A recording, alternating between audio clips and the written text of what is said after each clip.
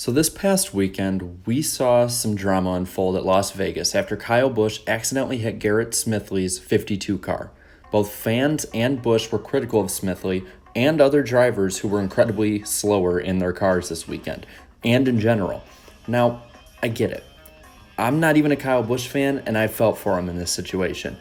But at the same time, I want there to be more cars on the track, because if the slower teams can build up over time, we can in turn have less slower cars on the track in the long term and more competition.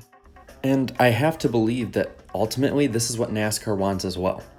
But the problem arises nowadays without basically being a parasite of a juggernaut team, you can't build up.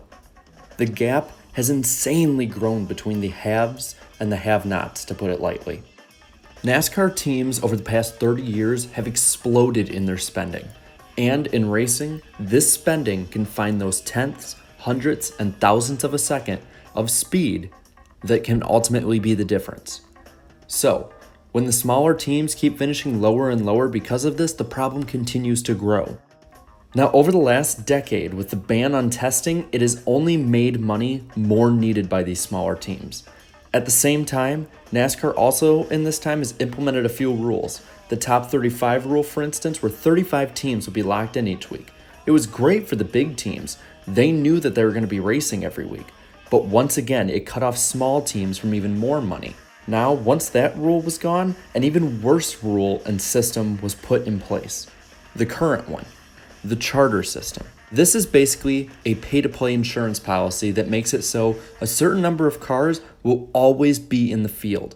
On top of this, charter teams get bigger pay cuts than the non-charter teams at the end of the day, simply for having a charter. Giving more money to spend and more of a technological gap between the slower teams as well. So today, the teams are further apart than they have been in a long time. And with these cars being so slow, it offers up a dangerous scenario. One's like what happened between Kyle Busch and Garrett Smithley, where a slower car is so slow that the faster cars can't get out of the way of it. And now, we have a problem that desperately needs a solution. How to close the gap. How do we? In my opinion, there might be a few options. First off, get rid of the charter system. It has absolutely killed the back half of the pack since its implementation. But mainly and more broadly, curb the spending. I'm not talking about little things or options that teams have, like replacing paint with wraps. I can't say what major things need to be changed, but they probably will need to be wholesale, and they will need to be driven by the sanctioning body. Also, I think that getting the teams more from the TV contracts in terms of money is something that needs to happen. But it can't happen where it's top heavy. Hypothetically, if they can split the money better, it would open up the chances of smaller teams growing over time, being able to spend more. But I want to ask you now, what is your opinion of a solution here, or many solutions? Let me know down in the comments below.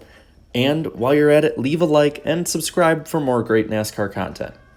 And until next time, have a good one.